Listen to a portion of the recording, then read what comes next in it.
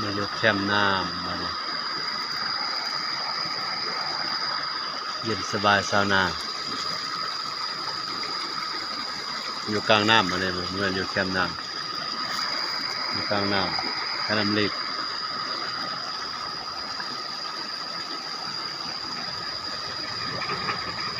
มาผ่อนคลายตัวจกอยู่ผู้เดียวอยู่ผู้